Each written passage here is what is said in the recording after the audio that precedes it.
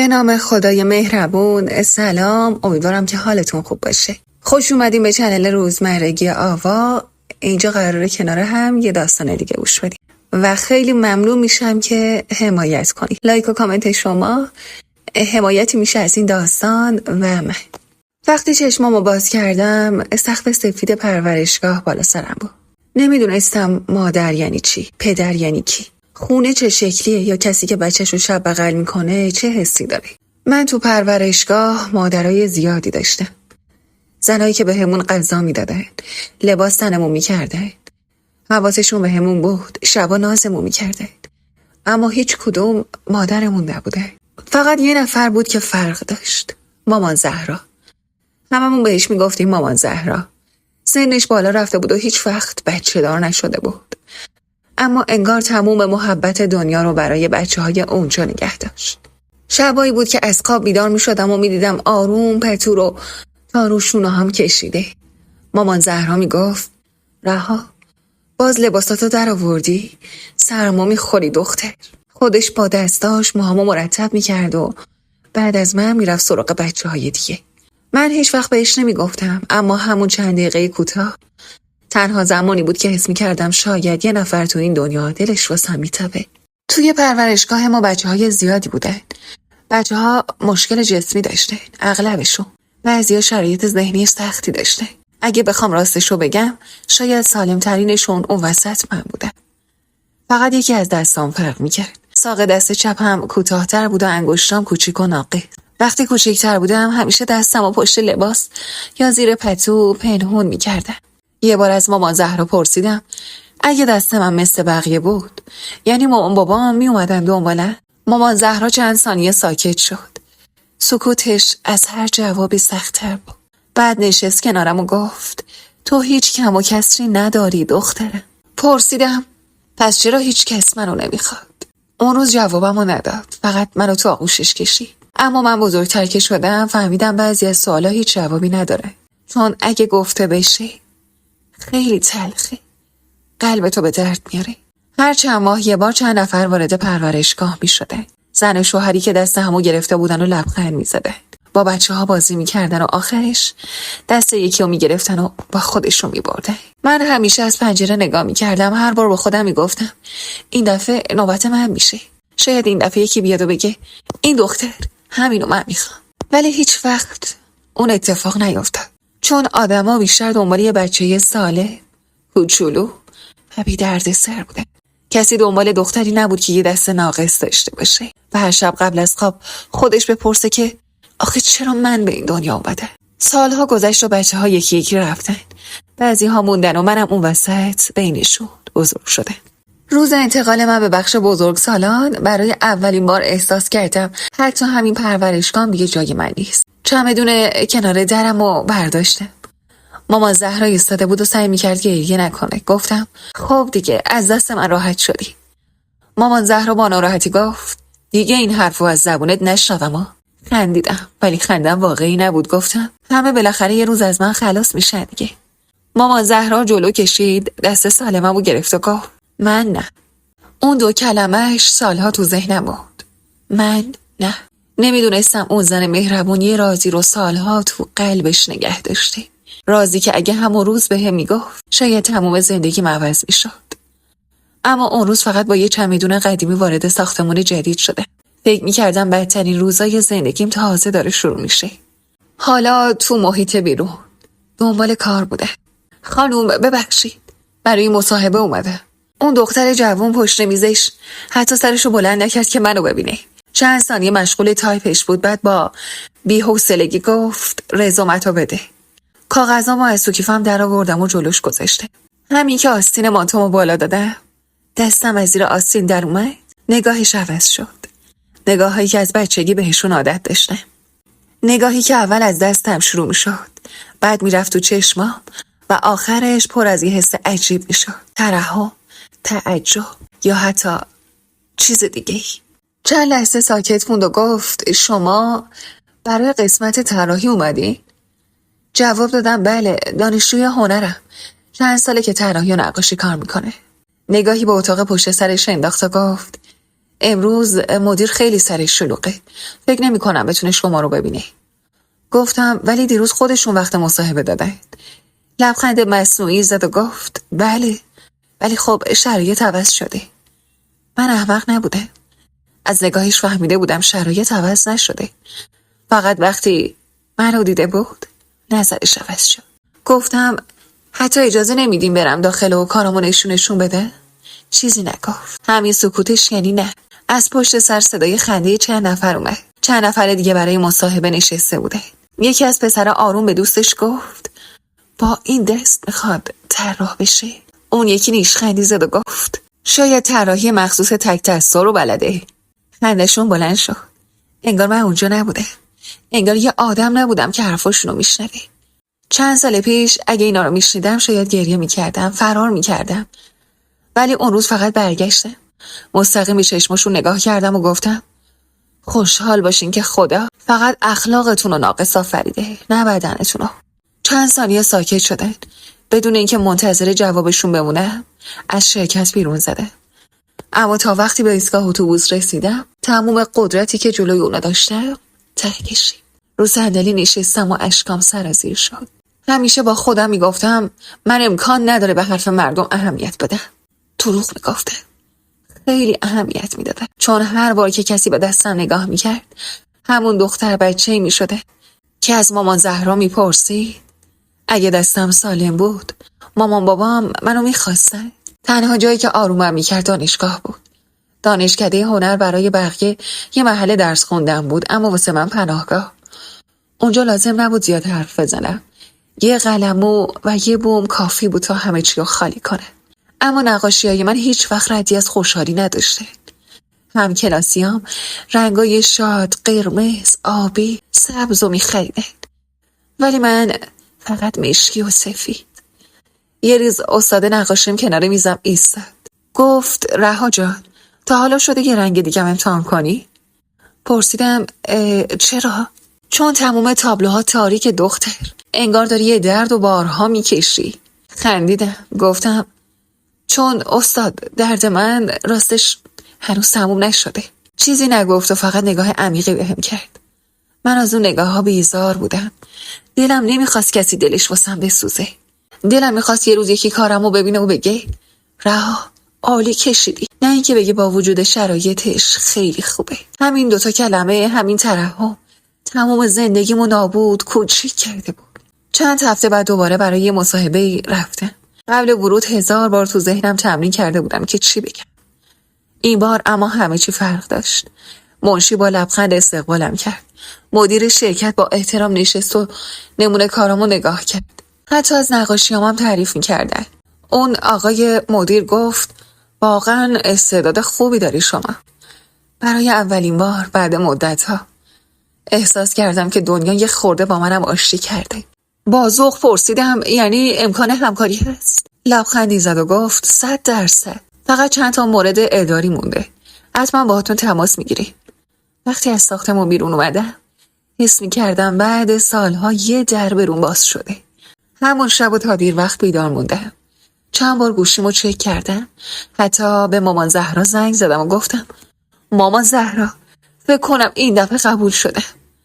صدای خوشحالش از پشت تلفن اومد. دیدی گفتم یه روز یکی ارزش تو میفهمه؟ دیدی آدمای خوبم تو این دنیا هستن. برای اولین بار بعد مدت‌ها از سر قلبم خندیدم. با لبخند خوابیدم. اما نصف شب صدای پیام گوشیم بلند شد. با عجله گوشیو برداشتم. شماره همون شرکت بود. فکر کردم قراره خبر خوبی رو بشنوم. پیامی که باز کردم چند ثانیه فقط خیره شده. بعد رنگ صورتم پرید. لبخند از رو صورتم محو شد و دستم شروع کرد به لرزیدن. توی اون پیام چیزی نوشته بود که تمام حس خوبی که بعد مصاحبه داشتم و نابود کرد. و همون شب فهمیدم حتی محبت آدما به من بی دلیل نیست. چند دقیقه به صفحه گوشی خیره موندم. دلم نمیخواست باور کنم چیزی که میبینم واقعیه.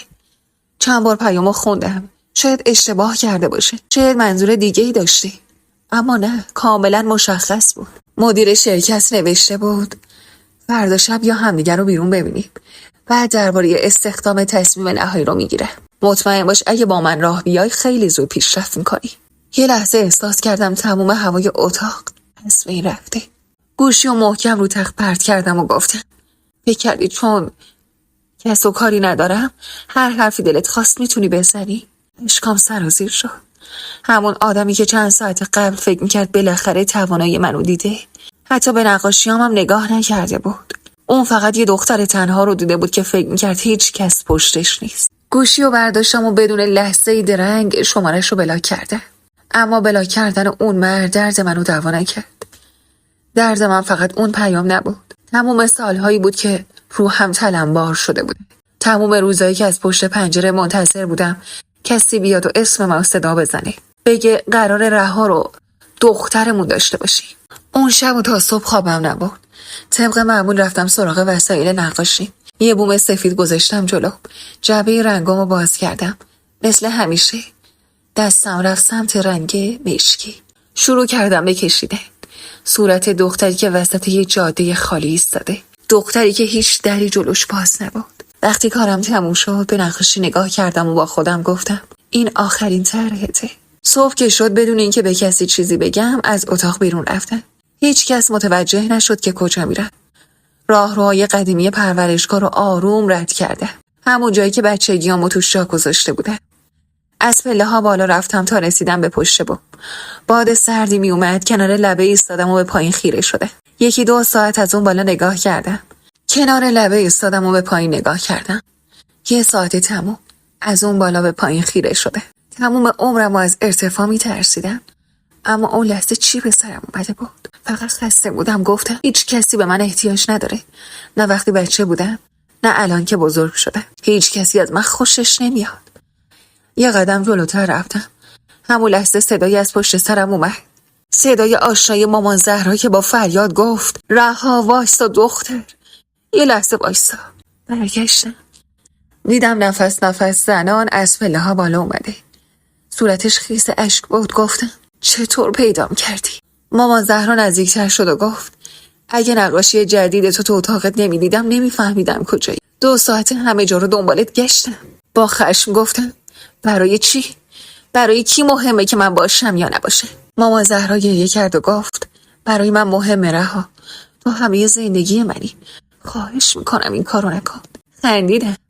یه خنده مسخره. گفتم تو هم یه روز میری. اون وقت من دوباره تنها میشم. 1 قدم جلو اومد و گفت نه، هنوز یه چیزی هست که باید بدونی. یه حقیقتی که سالهاست پنهانش کردم. برای اولین بار صدای لرزش ترس و تو حرفاش شنیدم. پرسیدم چه حقیقتی؟ اشکاشو پاک کرد و گفت من پدر و مادرتو میشناسم. احساس کردم زانو هم دیگه توانه ایستادن ندارن. تموم سالهایی که فکر میکردم هیچ ردی از گذشته وجود نداره تو 1 ثانیه برگشت. آروم رو زمین نشستم. تونستم بگم چی گفتی؟ مامان زهرا سریع اومد و بغلم کرد. پاهامو از همون لبه کشید عقب. گوشه لباسمو کشید و آوردم کنار. انگار میترسید که دوباره بلند شم و برم اون سمت. گفت تو رو خدا این کارو نکن. تو رو خدا این فکر رو از سرت بیرون بنداز. میخوام همه چی واسه تعریف کنه. با گریه گفتم کیان؟ چرا منو نخواسته؟ تو از کجا میشناسیشون؟ مامان زهرا به اطراف نگاه کرد. هنوز دستمو محکم گرفته بود. گفت بیا از اینجا بریم پایین. توی اتاق همه چی رو بهت میگم. دیگه وقتش حقیقت رو بدونی. اون روز بعد سالها دلیل زنده موندن رو پیدا کردم. نه برای اینکه خوشحال شده باشم، نه برای اینکه دردای گذشته رو فراموش کرده باشم، فقط برای اینکه بفهمم چرا از روز اول زندگی من بدون جواب شروع شد و من هنوز نمیدونستم جوابی که قراره بشنوم از تمام سوالهام دردناکتره. مامان زهرا یه لیوان آب جلوم گذاشت، اما دستای خودش بیشتر از من میلرزید. سالها بود این زن رو میشناختم. همیشه تو سخت‌ترین لحظات کنارم آروم بود. همیشه وقتی من گریه میکردم اون کسی بود که اشکامو پاک میکرد. اما اون روز انگار خودشم یه دختر کوچیک و ترسیده شده بود. گفتم مامان زهرا خواهش میکنم دیگه چیزی رو پنهون نکن. من تمام عمرم دنبال یه اسم بودم. فقط میخوام بدونم مادرم کی بوده. چند لحظه به زمین خیره شد و آهسته گفت مادرت خواهر من بود. احساس کردم دنیا رو سرم آوار شده. لبام خشک شد. پرسیدم چی؟ یعنی تو تمام این سالها میدونستی و به هم نگفتی؟ اشک تو چشمای مامان زهرا جمع شد و گفت هر روز خواستم بهت بگم. 1000 بار اومدم جلوی اتاق تا تصمیم گرفتم حقیقت رو بگم، اما میترسیدم از من بیزار بشی. با صدای لرزون گفتم اسمش چی بود؟ جواب داد مریم. برای اولین بار اسم مادرم رو شنیدم. مریم، اسمی که 20 و چند سال از زندگی من جاش خالی بود. مامان زهرا ادامه داد مریم از من کوچیک‌تر بود.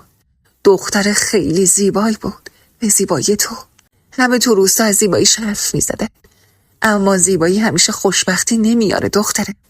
چشماشو بست، قطره اشکی از گوشه چشمش جاری شد، انگار که برگشت به همون سالهای دور.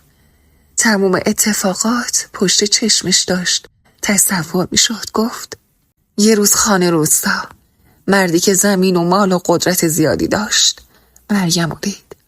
اون موقع همسر اولش چند دختر براش دنیا آورده بود، هیچ وقت پسری نداشت. تموم فکر و ذکرش این بود که اسم و اموالش به یه پسر برسه. گفتم پس مادرم رو واسه این میخواد. مامان زهرا سرش رو پایین انداخت و گفت آره رها. مریم رو به عنوان همسر دومش گرفت. فکر میکرد یه پسر واسش میاره. گلوم خوش شد. پرسیدم مادرم قبول کرده بود؟ مامان زهرا لبخند تلخی زد و گفت قبول؟ تو اون روستا دخترها همیشه باید حرف گوش میدادن، حق انتخاب نداشتن. خانوادمون فقیر بود و بیکس. همه فکر میکردن این ازدواج یه شانس بزرگه. بعد چند ثانیه سکوت گفت روز عروسی همه خوشحال بودن، لباس نو پوشیده بودن، غذا پخش میکردن، ساز میزدن، اما مریم فقط سکوت کرده بود. وقتی همه رفتن اومد پیشم و گفت زهرا، چرا هیچ کس نمیپرسه من چی میخوام؟ اشک از چشمان پایین اومد. همون لحظه مامان زهرا گفت اوایل خان باهاش خیلی خوب بود، ولی از همون روز اول یه حرفو مدام تکرار میکرد. صداشو کمی کلوفتر کرد و گفت مریم، من از تو یه پسر میخوام، یه وارث که اسم منو زنده نگه داره. مادر تربار فقط سر تکون میداد، اما شبا گریه میکرد. میگفت اگه اونی که میخواد نشه، اگه مثل زن اولش ارزشمو از دست بده. پرسیدم یعنی از وقتی باردار شد میترسی؟ جواب داد هر روز، حتی وقتی شکمش بزرگتر شد، به جای اینکه خوشحال باشه بیشتر میترسی. خان هر روز از قابله میپرسی پسره؟ به همه گفته بود وارثش داره میاد. حتی برای پسری که هنوز دنیا نیومده بود لباس و اسم انتخاب کرده بود. نفسم سنگین شد. مامان زهرا ادامه داد مریم به من گفت زهرا، اگه دختر شد چی؟ نکنه بچم تقاضا آرزوهای یه مردو پس بده. اشکای من بی اختیار پایین اومد. اونجا بود فهمیدم مادری که هیچ وقت ندیده بودم قبل از اینکه من دنیا بیام از سرنوشت من میترسی. مامان زهرا دستمو گرفت و گفت رها، مادر تو رو نمیخواست که رهات کنه. اون حتی قبل از اینکه چهره‌تو ببینه برای زنده موندنت میترسید. پرسیدم پس روزی که دنیا اومدم چی شد؟ مامان زهرا سرشو پایین انداخت. اشک از رو صورتش افتاد و گفت اون روز بدترین روز زندگیم بود. روزی که مجبور شدیم بین حقیقت و نجات تو یکی رو انتخاب کنیم.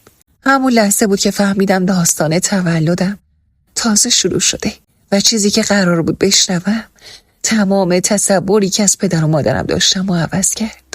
مامان زهرا بعد گفتن اون جمله چند لحظه سکوت کرد. انگار دوباره برگشته بود به همون سالها که هر بار یادش میافتاد هنوزم نفسش سنگین میشد. گفت روزای آخر بارداری خیلی به مریم سخت گذشته بود. مادر ترشب میومد کنار حیاط خونه با من درد و دل میکرد. دستش رو شکمش میذاشت و میگفت زهرا، من اصلا نگران خودم نیستم، از بچه میترسم گناه چیزی رو پس بده که انتخاب خودش نبوده. اشک گوشه چشمم جاری شد و گفتم یعنی خان تا این حد بی‌رحم بود؟ مامان زهرا آهی کشید و گفت خان مرد بدی نبود، اما غرور و تعصب بیجاش چشمشو بسته. فکر میکرد همه چیز دنیا باید همون طوری باشه که اون میخواد. چند روز مونده بود به زایمان. یه شب خان سر سفره نشست، جلوی همه گفت این بار خدا روم و زمین نمیندازه، وارث من تو راهه. مریم سرش پایین بود، غذایی نمیخورد. خان متوجه شد و پرسید چرا چیزی نمیخوری؟ باید قوی باشی. پسر من یه مادر قوی میخواد. مادرت آروم گفت خواه اگه طفلمون دختر شد. سکوت عجیبی تو اتاق اومد. حتی کسی جرأت نفس کشیدن نداشت. خان قاشقش رو زمین گذاشت و با ناراحتی گفت این حرفو نشنیده میگیرم. یه عمر زحمت کشیدم. این زمین کاخ خونه باید به یه پسر برسه. مریم دیگه چیزی نگفت. اما همون شب اومد پیشم گریه کرد. زهرا چرا قبل از اینکه بچم دنیا بیاد همه براش تصمیم گرفتن؟ چرا کسی واسش مهم نیست که این بچه سالم باشه؟ من جوابی نداشتم. اون شب فقط بغلش کردم و گفتم هرچی خدا صلاح بدونه همون میشه. چند روز بعد نیمه شب در اتاق منو محکم کوبیدن. با ترس درو باز کردم. یکی از زنهای خانه خان بود. شوهرم تو خونش کار میکرد. منم همون حوالی بودم که دم دست باشم واسه نو عروس خان. با عجله گفت زهرا زود بیا، حال مریم خوش نیست. دویدم سمت اتاقش. مریم از شدت درد رنگ به صورت نداشت. قابله رو آورده بودن اما بعد چند ساعت گفت باید سریع ببرید شهر. زایمانش خیلی سخته. بچه چرخیده. برای اولین بار ترس تو چهره خان دیدم. تمام اون غرور همیشگیش از بین رفته بود. فریاد کشید اسبا رو آماده کنید، همین حال راه میافتی. تمام مسیر تا شهر مریم دست منو رها نکرده بود. با صدای ضعیفی گفت زهرا اگه واسه من اتفاقی افتاد مواظب این بچه باش.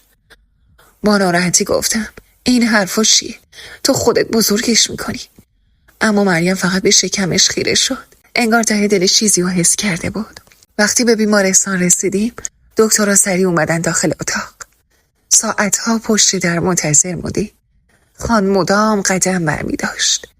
هر چند دقیقه ازم میپرسید صدایی نیومد. گفتن پسری.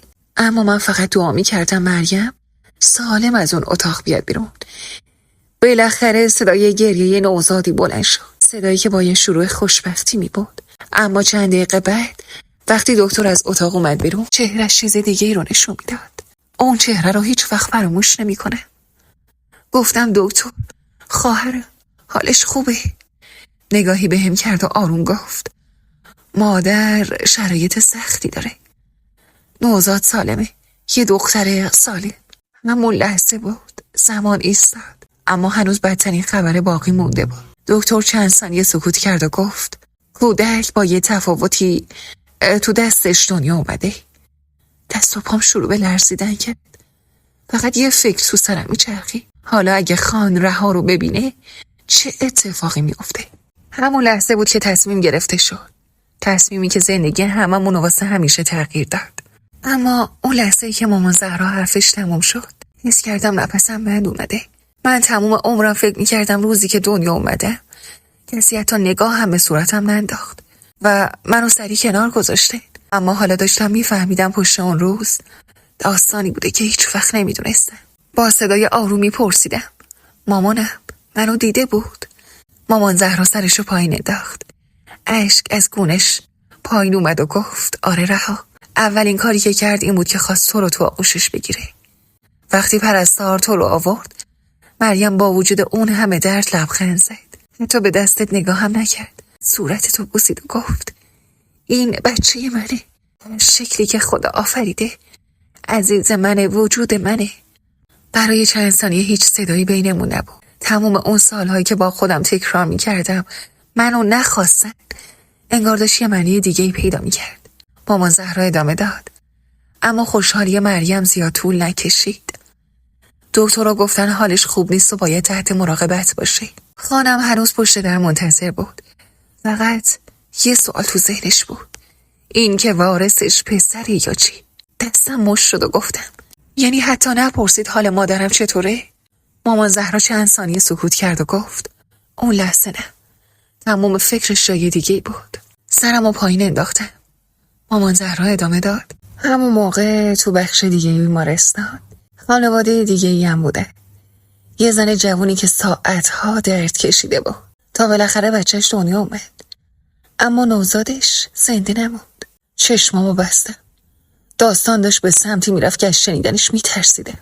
مامان زهرا ادامه داد: برادر شوهر من اون زمان تو بیمارستان کار میکرد. وقتی خبر رو شنید اومد پیشم و گفت زهرا، خان هیچ وقت این بچه رو قبول نمیکنه. مریم هم تو این وضعیت توان دفاع از خودشو نداره. آبروی خان در خطره. به خواهرت رحم کن. میدونی که آبروی خان در خطره و به خواهرت رحم نمیکنه. همه جا گفته که پسرش وارثش تو راهه. گفتم پس تصمیم گرفتین منو عوض کنی؟ مامان زهرا با گریه گفت رها. باور کن اون سخت‌ترین تصمیم زندگیم بود. چند بار خواست حرف بزنه اما صدا شکست. ادامه داد: من و برادر شوهرم ساعتها بین ترس و وجدان گیر کرده بودیم. از یه طرف میترسیدیم حقیقت باعث بشه تو و مریم نابود بشی. از طرف دیگه میدونستیم این تصمیم سرنوشت چندین نفر رو عوض میکنه. نفس عمیقی کشید و ادامه داد: آخرش برای اینکه خان تصور کنه پسری که منتظرش بود از دست رفته، کاری کردیم که حقیقت تولد تو پنهان بمونه.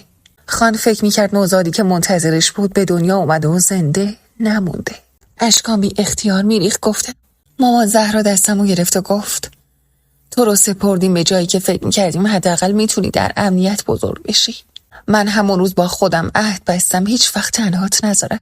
پرسیدم: پس تمام اون شبایی که پتو رو میکشیدی، تمام روزهایی که به دیدنم میومدی، تو میدونستی من کیم؟ با گریه لبخندی زد و گفت: نه فقط چون خواهر زادم بودی، حتی اگه نبودیم دوستت داشتم مثل بقیه بچه ها. اما هر بار که به چهرت نگاه میکردم مریم رو میدیدم، خواهرم. با صدای لرزیده گفتم: مامانم بعدش 6 شد، هیچ وقت دنبالم نگشت.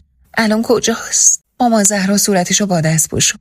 همون لحظه فهمیدم جواب این سوال چیزی نبود که دلش بخواد بشنوه.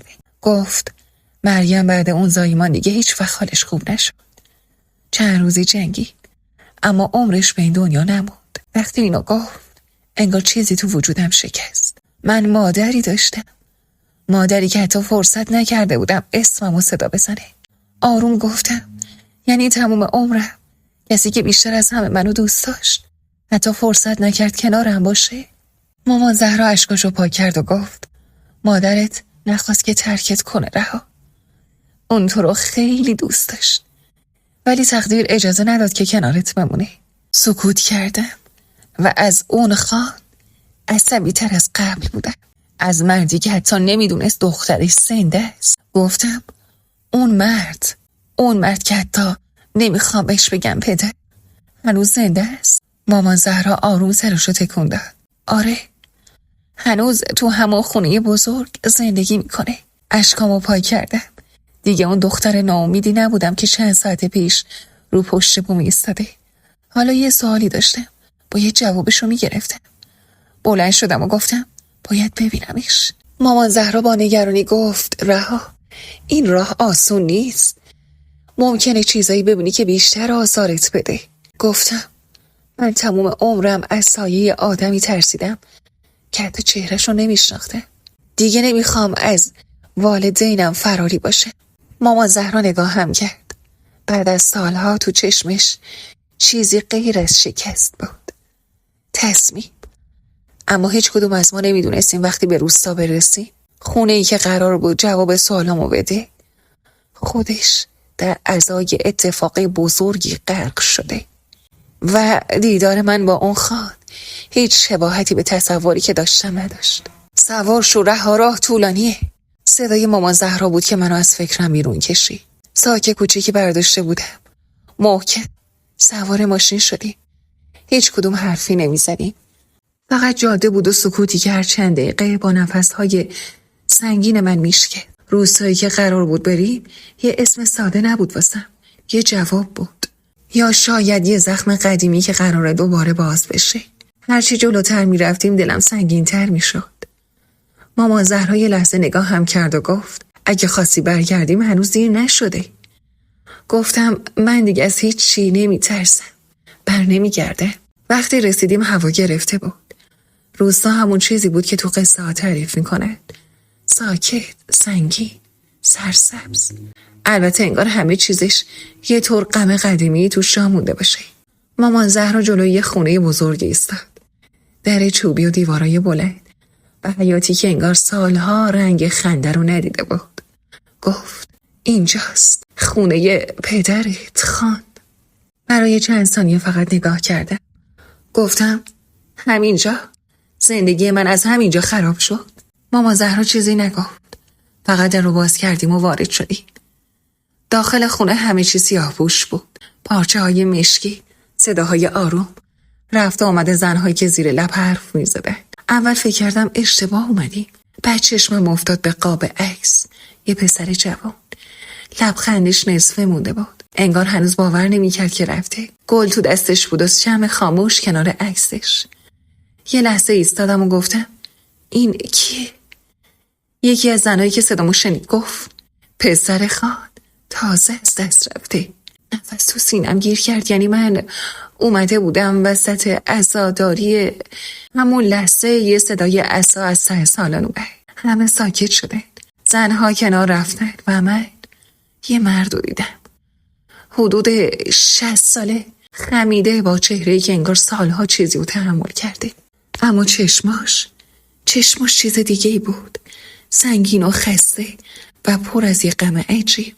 مامان زهرا با میمن گفت رها، اون خانه. قلبم محکم زد. برای اولین بار داشتم مردی رو میدیدم که پدرم بود، بدون اینکه خودش بدونه. چند قدمی جلو اومد. نگاهش افتاد رو من. اول به صورتم نگاه کرد و بعد رفت سمت دستم. مکس طولانی کرد و بعد با صدای خشداری گفت شما کی هستی دختر؟ زبونم خشک شده بود و به زور گفتم اومدم یه چیزی رو پس بگیرم، چیزی که سالها پیش ازم گرفته شد. همه سکوت کردن. حتی اون زنها نفسشون رو نگه داشتن. خان اخماش رفت و هم گفت اینجا مجلس عزاست. الان وقت این حرفا نیست. قدمی جلو رفتم. دستم میلرزید ولی عقب نکشیدم. گفتم اتفاقا امروز بهترین وقته، چون شما داری عزاداری پسری رو میکنی که فکر میکنی داشتی. سکوت سنگین تر شد. خان عصاشو محکم تر گرفت و گفت حرفتو درست بزن دختر. تو کی هستی؟ یه لحظه همه چی تو سرم چرخید. تموم سالهایی که تو آینه به خودم نگاه کرده بوده، تموم شبایی که فکر کرده بودم هیچ کس منتظرم نبوده. لبم باز شد و جمله‌ای رو گفتم که همه چی رو تغییر داد. من رها. اسم که از دهنم اومد بیرون انگار که هوا یخ زده باشه. خان چند ثانیه به هم زل زد. اول هیچ واکنشی نشون نداد. بعد خیلی آروم گفت رها. قدمی عقب رفت. انگار این اسم براش آشنا بود، یا شاید خاطره‌ای بود که سالها دفنش کرده بود. همون لحظه صدای زنی از پشت سر اومد. این دختر شبیه یمی. همین جمله کافی بود تا همه چی از کنترل خارج بشه. خان نگاهش بین من و مامان زهرا میچرخید. من فهمیدم این دیدار تازه شروع کابوس واقعی بود. همه نگاه ها حالا رو من قفل شده بود. انگار اسممو گفته بودم، نه یه جمله عادی، یه چیزی که باید پنهون میموند. خان قدمی جلوی کشید، آروم ولی سنگین گفت تو گفتی کی هستی؟ با گلوی خوش شده گفتم رها. مامان زهرا دستمو محکم گرفت، اما من نخواستم سکوت کنم. خان نگاهش رفت سمت دستم، اون دست ناقص. همون لحظه صورتش تغییر کرد. نه از سر ترحم، نه از سر عصبانیت، از چیزی بین شک و ترس. گفت این دست. صداش نیمه کاره موند، انگار چیزی تو ذهنش قفل شده باشه. قدمی جلوتر رفتم و گفتم بله، این دست همون چیزی که باعث شد یه عمر فکر کنن من باید حذف بشه. همه ها بیشتر شد و خان با عصا ضربه آروم به زمین زد و گفت ساکت. همه ساکت شدن، اما سکوت این بار فرق داشت، سنگین تر بود. خان نگاهش رو ازم گرفت و گفت اینجا برای چی اومدی؟ از کجا اومدی؟ لحظه قلبم ایستاد، اما گفتم من از همون جای اومدم که شما فکر میکنی تمومش کردی، فکر میکنی هیچ وقت وجود نداشت. چهرش جمع شد. مامان زهرا سری گفت خان اینجا وقتش نیست. اون لحظه بود که خان مامان زهرا رو شناخت و گفت دهن تو ببند زهرا. همه یخ زدن. این اولین باری بود که اسم مامان زهرا رو اینطوری میگفت. نگاهمو از خان بر نداشتم. تو چشماش خیره شدم و گفتم تو یه بچه رو مرده فرض کردی، اما اون زنده بود.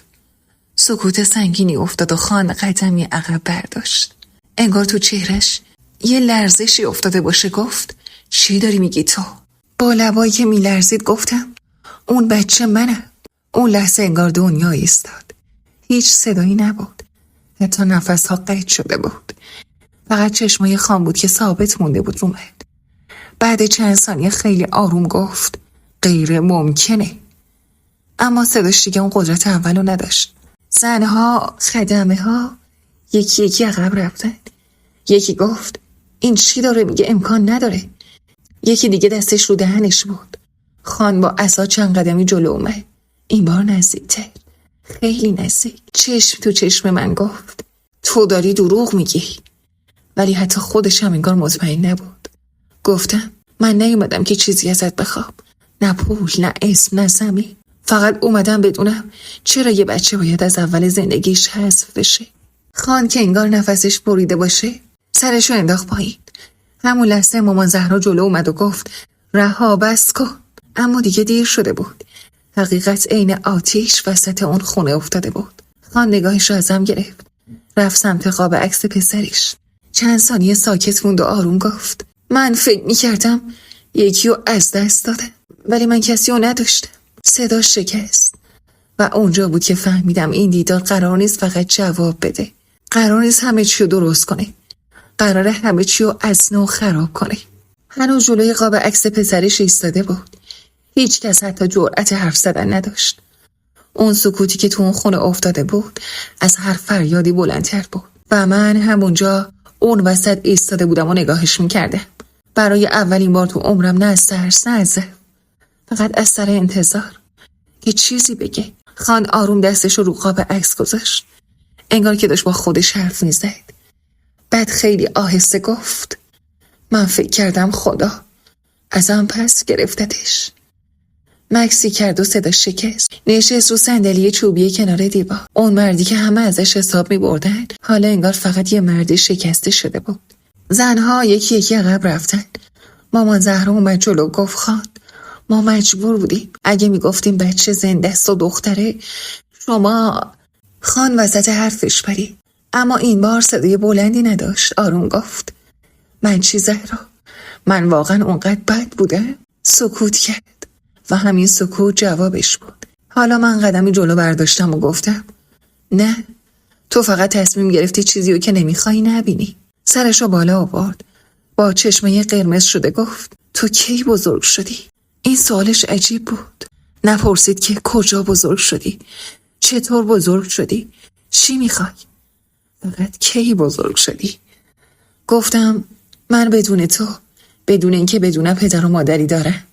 اون لحظه انگار چیزی تو وجودش شکست. آروم گفت دست. نگاهش رفت سمت همون دست ناقص، ولی این بار نگاهش عین قبل نبود. نه از سر ترحم و این کار، فقط یه نگاه خسته.